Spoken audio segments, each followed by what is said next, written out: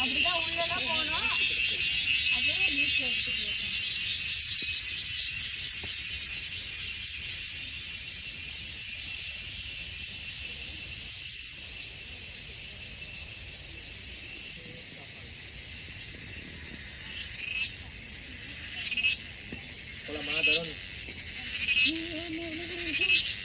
இன்னொரு 1 கிலோமீட்டர்